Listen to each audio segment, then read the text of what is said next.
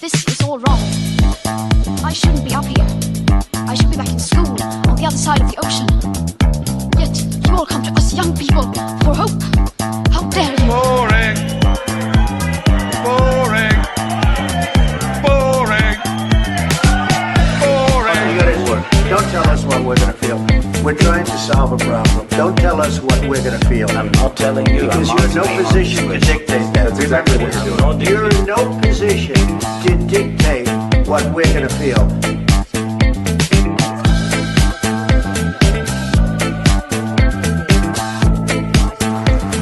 I call again for an immediate ceasefire in Gaza, the return of the sausages, the hostages.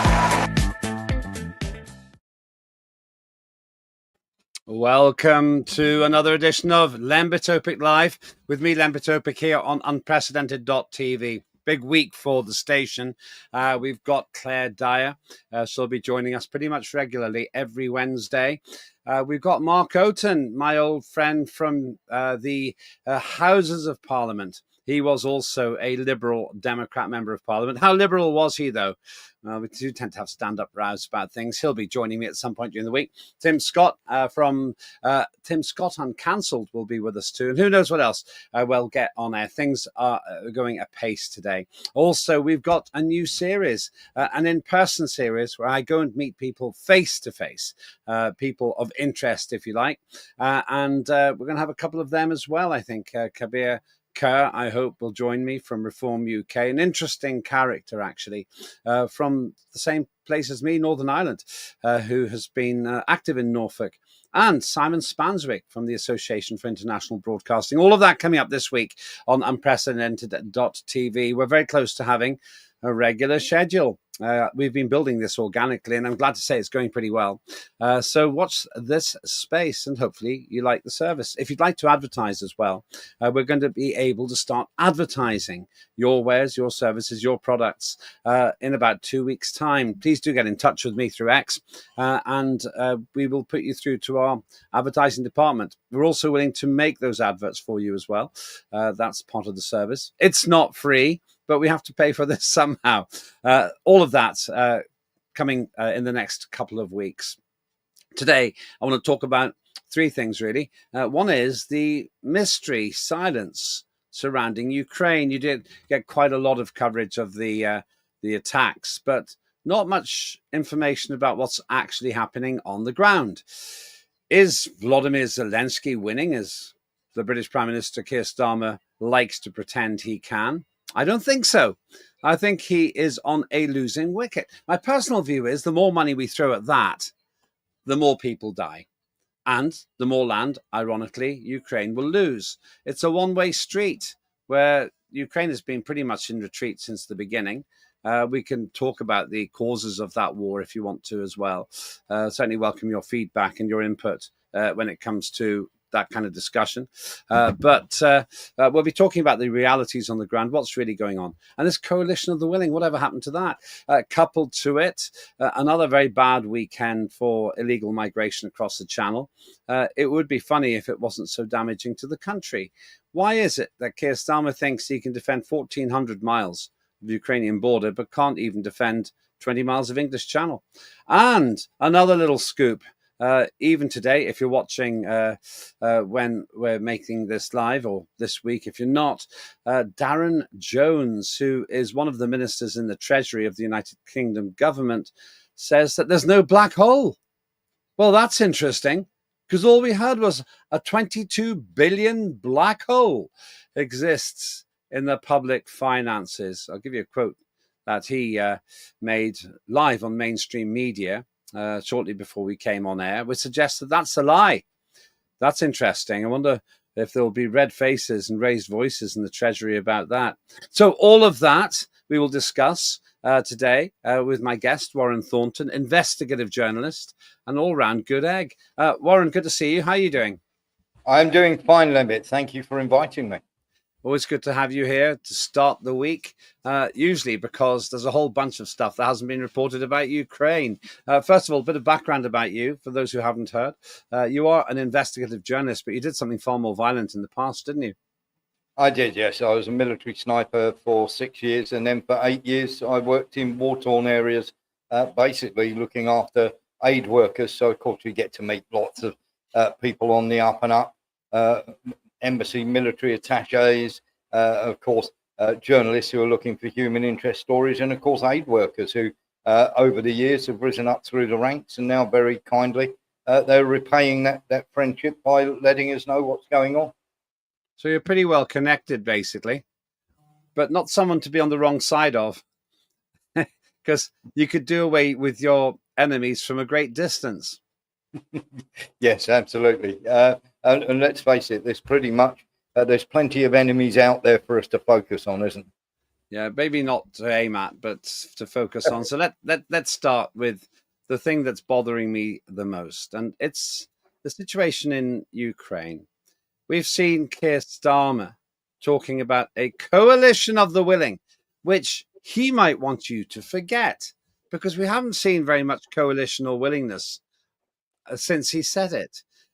How do you interpret? I'll play his pompous statement in the House of Commons from some months ago in a moment. But how would you define Keir Starmer's coalition of the willing, Warren Thornton? What do you think he meant?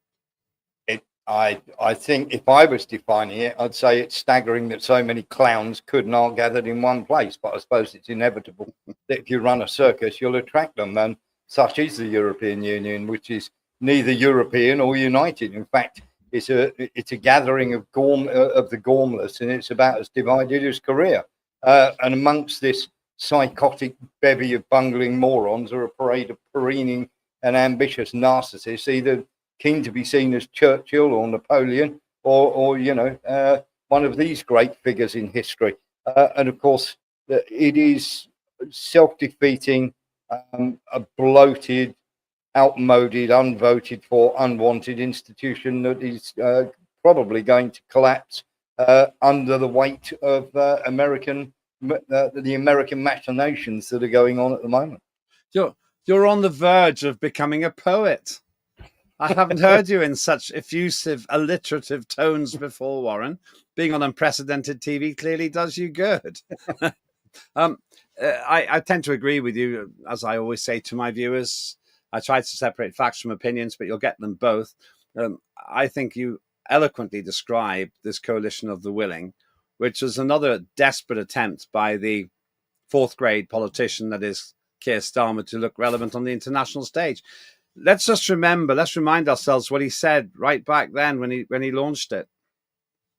Develop a coalition of the willing, ready to defend a deal in Ukraine and guarantee the peace.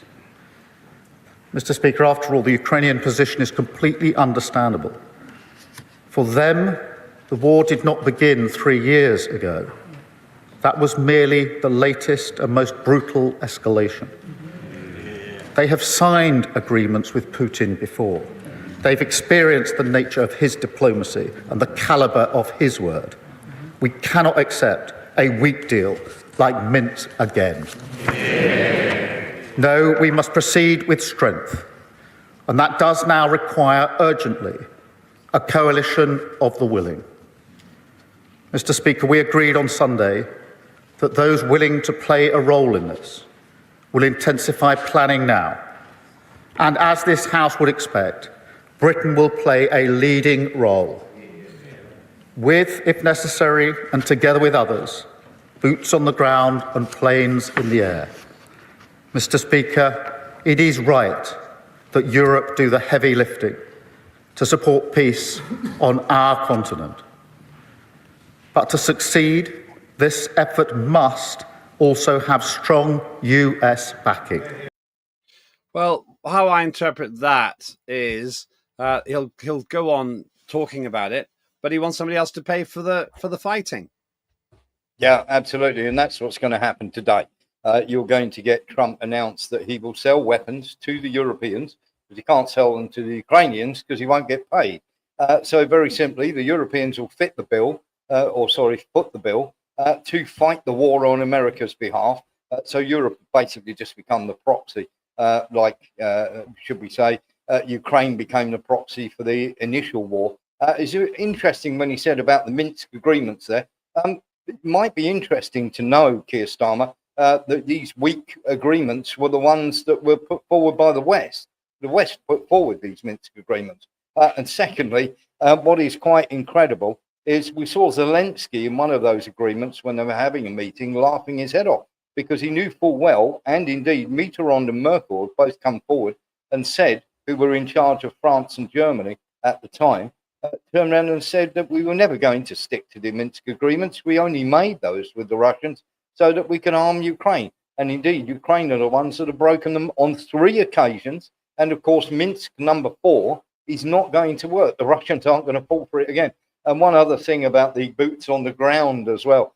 Boots are not going to go on the ground without American backing. They'll put the odd unit in there to learn about the drone warfare and everything else. And of course, that's just happened recently with Moldova, who put a unit in there to learn, to sort of get experience about the war that was going on there.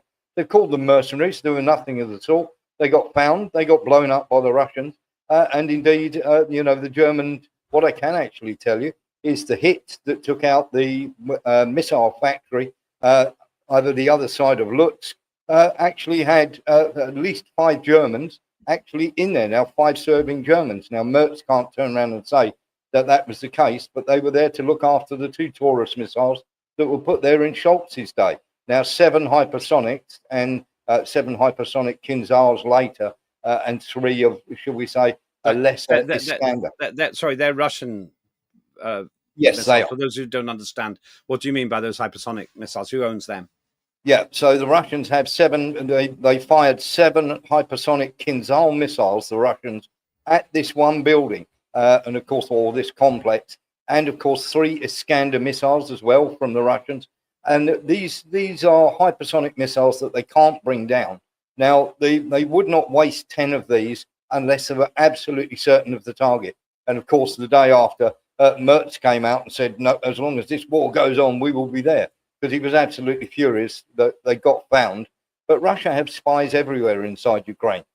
And of course, nothing stays very secret for long. The last time the Germans sent 7 air defense systems across the border from Poland, the Russians found them and blew every single one of them up within a day of it crossing the border. I want to share a clip. It's actually quite difficult to find Russian perspective footage in the Western media. So it took my team a long time to find this. I haven't verified it, but I want to give an alternative perspective because you still get the impression from people like Keir Starmer and David Lammy. You don't see him around much anymore. I think they may have realized he's a liability. But in the old days, when he used to try to be foreign secretary, that they both said Vladimir Zelensky can win. Now, I'm just going to show you this clip. I say uncorroborated, but it gives you a sense, a flavor of, let's put it this way, where I stand on this, where I think things are going, and they're not going very well, not for Ukraine. Ukraine have been ablaze. A relentless storm of drones and missiles have rained down destruction. And amidst this terrifying aerial onslaught, one weapon has stood out. And our next story takes a close look at the new upgraded version of the Russian Iskander-M missiles, which are proving to be unstoppable at the moment.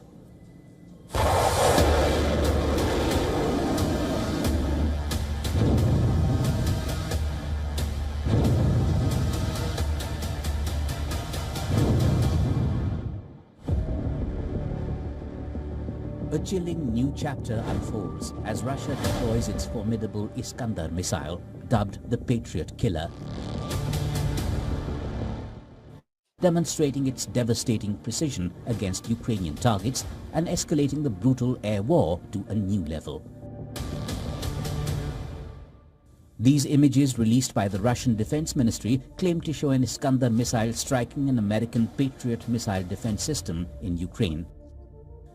The very air shakes with raw, destructive power as Russian forces unleash an unprecedented barrage across Ukraine.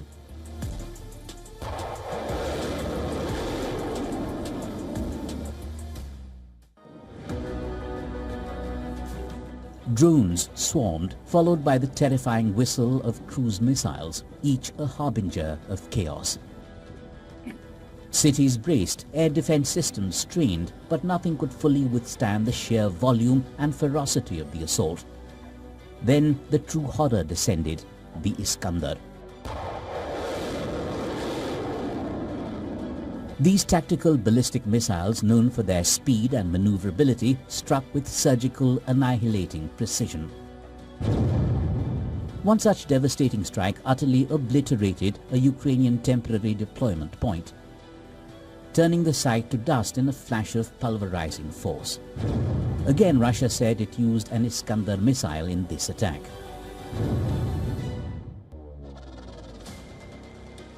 The sheer scale...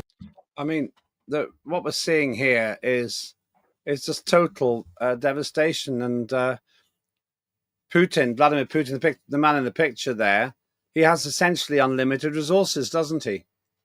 Yes, he does. And the problem that we have, Lembit, is these Iskanders, when they first came onto the market, were not bad, but they were taken down quite often. And a few of them still got through. But then they designed the Iskander M, which is a lot faster, a lot more maneuverable. This isn't the best of their weapons, of course. The Kinzhal is even more powerful. And, of course, the Oreshnik missile, which fires 6 hypersonic warheads, is also available to Russia and now is going into mass production.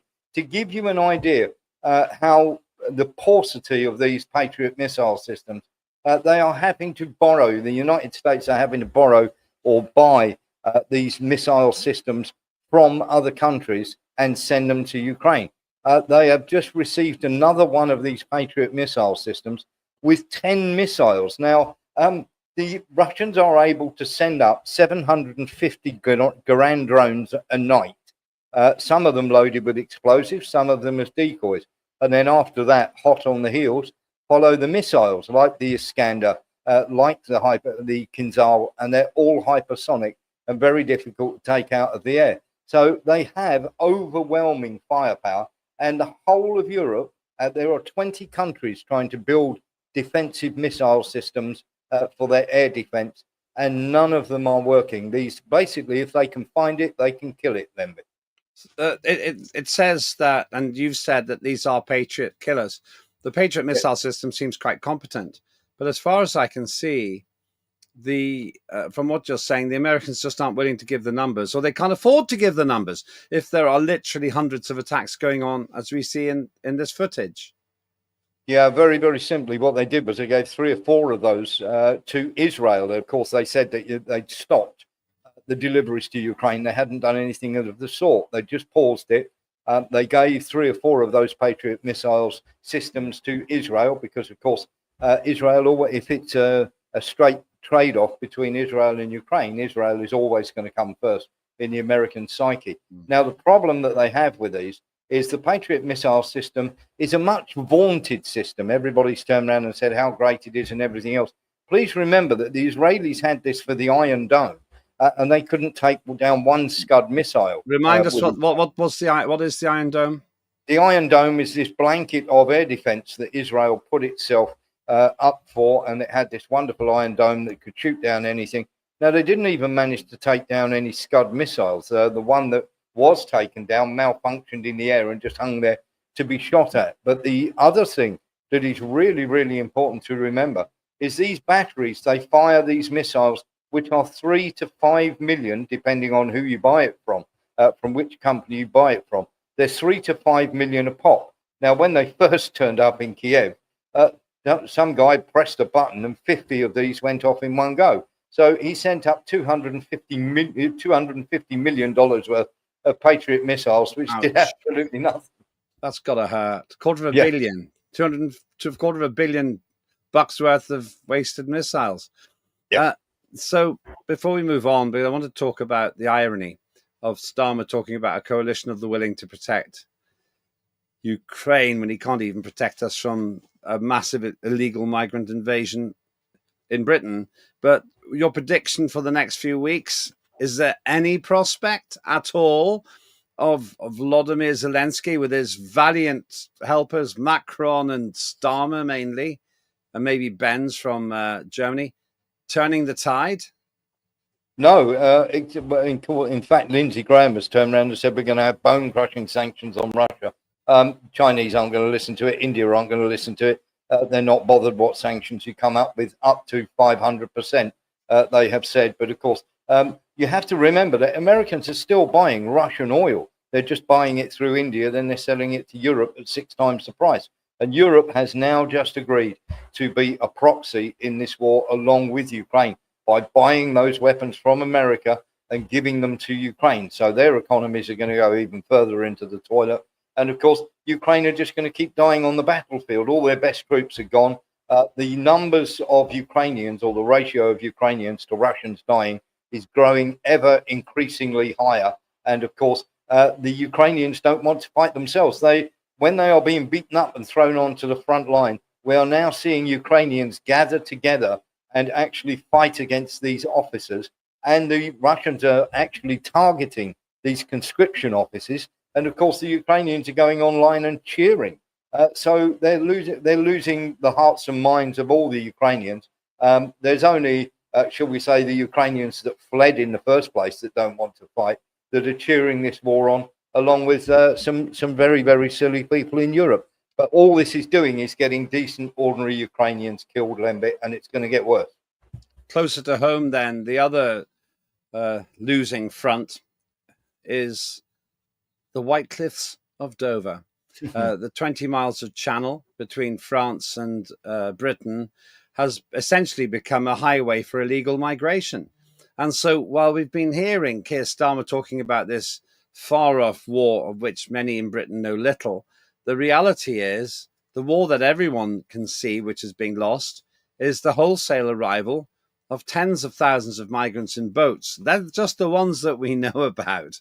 If you speak to anyone along the south coast of Britain, you will be able to get personal testimony from them about the fact that they see this happening all the time. A friend of mine, Liz Kershaw, in fact, she was telling me that she was watching boatloads of people coming there, getting into vans when they arrived, just discarding the rubber boats, and then just going back into the interior of the United Kingdom.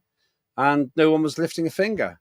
While the French just watch on passively, and the British are primarily concerned about a duty of care to these illegals.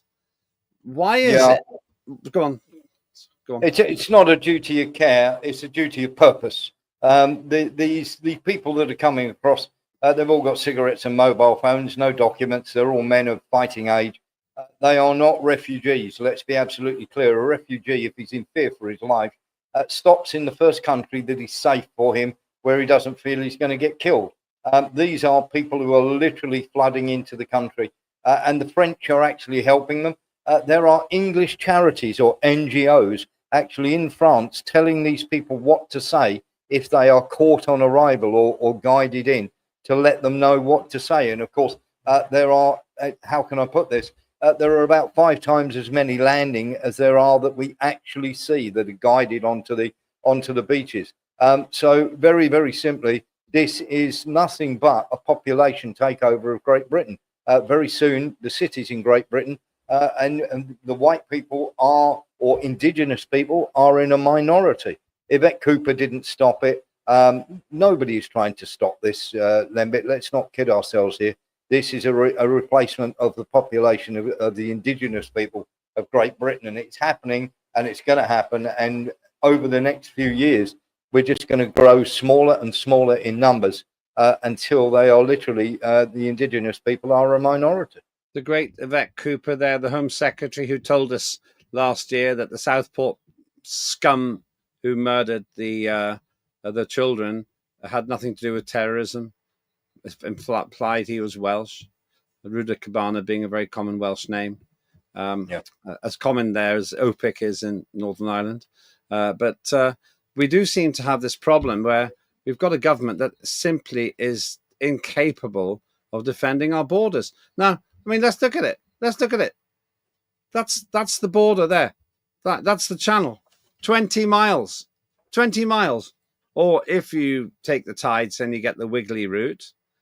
And it's a 19-hour swim. or Yeah. even a 14-hour swim. You could swim across that, but it also means there's almost nothing to defend because, frankly, the closest point isn't that wide. Why is it, do you think, that this government, which talks tough about Ukraine, cannot defend our own border? Simply because they don't want to, Lembit. I mean, let's face it, if you really wanted to defend a country, if you really wanted to stop the boats, you could stop them in 5 minutes. You just turn the boats back, say, we're not accepting them. They're floating out in the middle of the channel. These people are getting absolutely stinking rich on the French side, the people who are doing the smuggling. But you have to remember that there's also, when they arrive here, if they are legal migrants, if you like, that sounds a conundrum, doesn't it? But of course, they are taken to these various places where people like Serco and everything else, these big corporations are making huge amounts of money in putting them up in hotels, putting them up on old air bases where they have these built facilities specifically for this. If they built them before they started arriving, Lembit, that should tell you something. Yes, it does seem to be there's an entire industry, just like with the green climate scam, there's an entire industry around illegal migrants. Let me just check the figures. We know at least 40,000 migrants are arriving in rubber boats every year, likely to be more this year. You're saying times 5, 200,000 just in the boats. Yes, yeah, absolutely. I mean, there's for every single one you see. I mean, I've spoken to a couple of gentlemen who work for the RNLI, and they have turned around and said that there are 5 times as many boats that we don't see because, of course, and then, of course, this is organised, Lembit. There are people that turn up in vans ready to pick these boatloads of people up. This is where the mobile That's phone. exactly what my friend says, Liz. She says that the vans are there, and they actually tried to rent her property, and presumably it was to be a holding station, so that they go to the property and go, and they were offering to pay, no problem with that. But obviously she wasn't keen on doing it, so she didn't. But she says she can sit there looking at the beach. A beach just doesn't tend to make it into the news. The boats come in, get abandoned. They run up the beach into a van and off they go. Yeah, absolutely. And of course, what you have to remember is when they're getting paid for this or they're getting money for this, it costs money to send a migrant across the channel.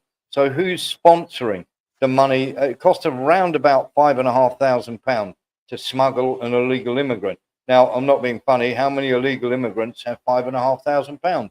And in the numbers that they're coming across, there needs to be a serious look into who's actually sponsoring this migration. And do remember that there's probably only 1 or 2 countries that, should we say, are very, very tough on immigration. Hungary is one of them. And of course, the EU slams Hungary, charges them €1 million a day because they refuse to accept migrants. That doesn't include the initial sum that they fined Hungary for not letting migrants into the country in the first place. I want to cover one other subject, and that's in relation to this man. You probably don't know who he is. He's not a man of great consequence politically, in my view. He looks desperately scruffy as well for a government minister. He's called Darren Jones. He's in the Treasury. And this morning, the breaking news is that he was on BBC Breakfast. That's a state-sponsored station. And this man said, and I quote him, when he was challenged about how the government would fill the black hole. You know, this is the black hole that we're endlessly told exists on account of the Conservatives. And let me quote what this man said. Exactly. I want to get this right. So Treasury Minister Darren Jones said on BBC Breakfast, "I'm not sure I would agree with the definition of a black hole in the public finances. Let's be clear." So there's no ambiguity in that. Either he's saying that Keir Starmer and Rachel Reeves, that's the Prime Minister and Chancellor, are wrong, or they're lying. I mean, this is incredible to me. So this man here is essentially saying that there is no black hole. How can they be so unjoined up, Warren? Absolutely, and I'll tell you for why there is no black hole.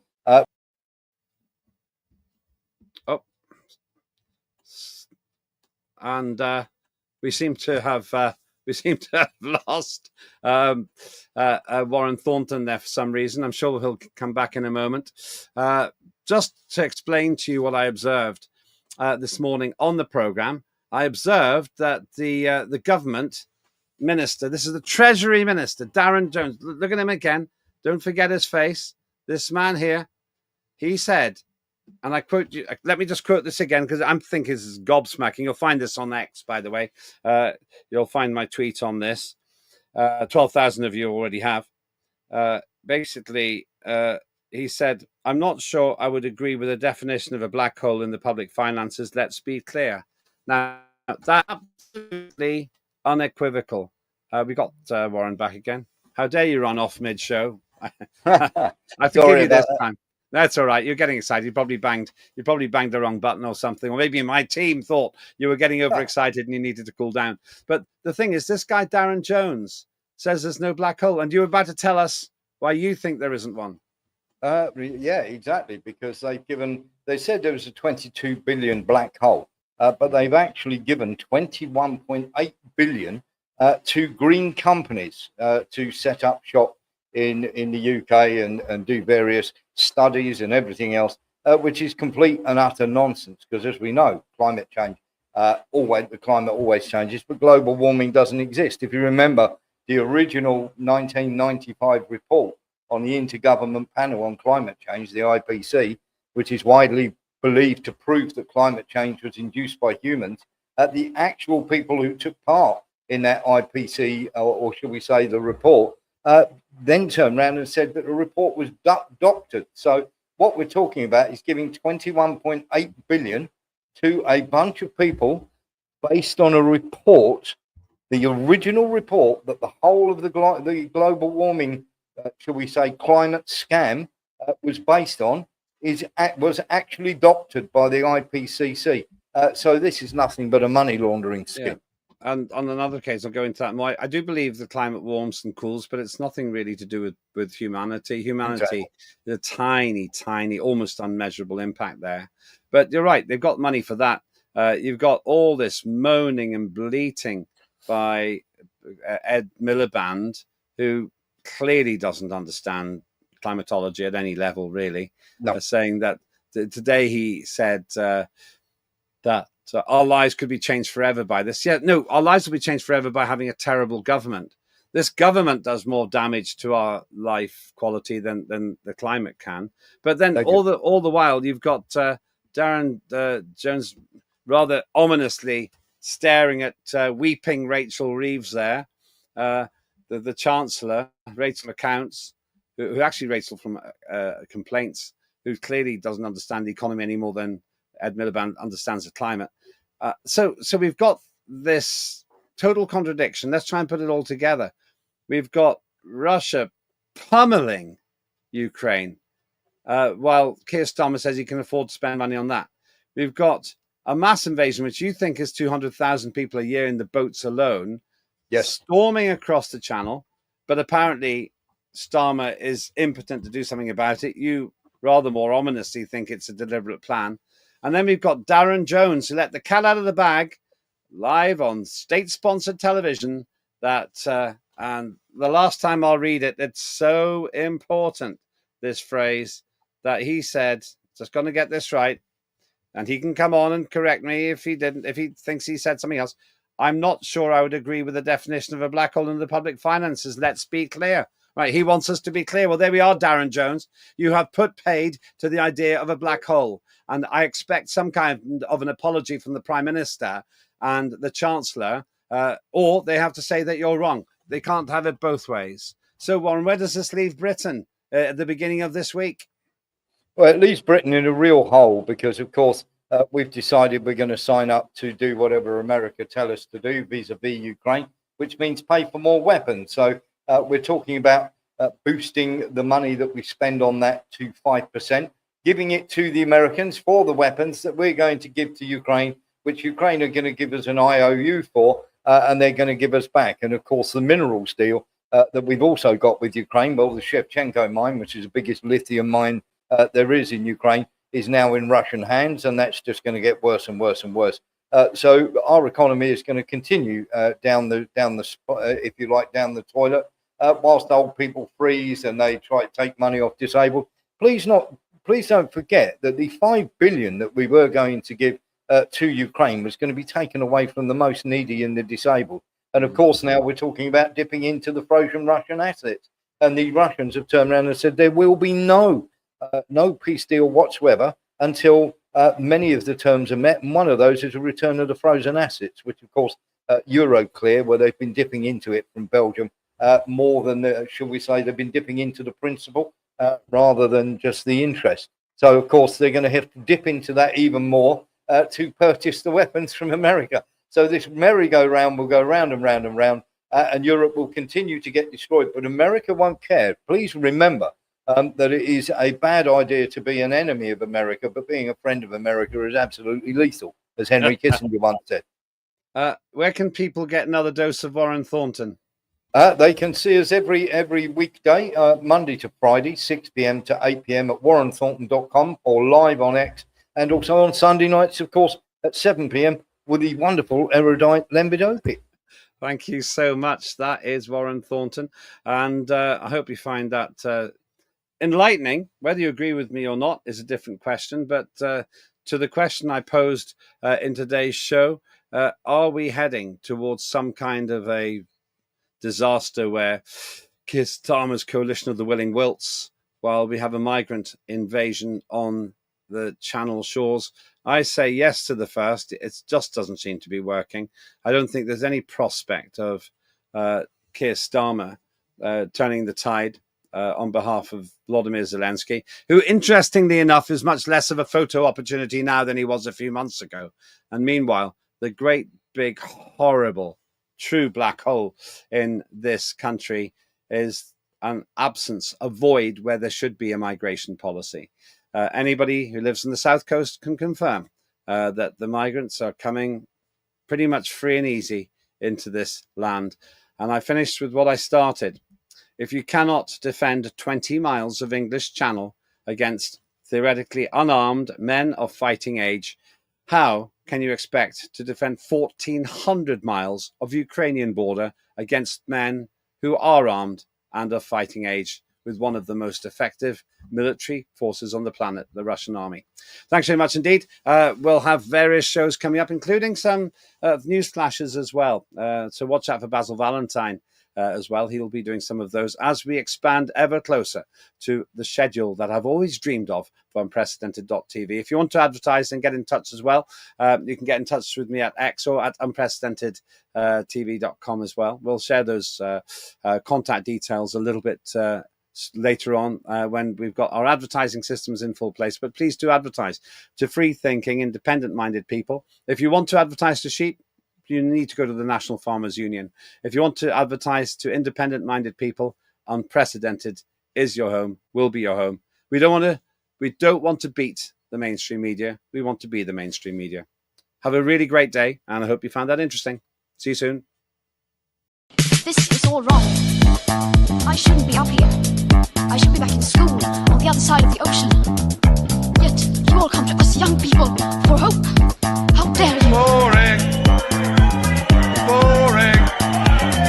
Boring. Boring. You got it work. Don't tell us what we're going to feel. We're trying to solve a problem. Don't tell us what we're going to feel. I'm not telling you. Because you're in no position to dictate that. That's exactly what you're doing. You're in no position to dictate what we're going to feel.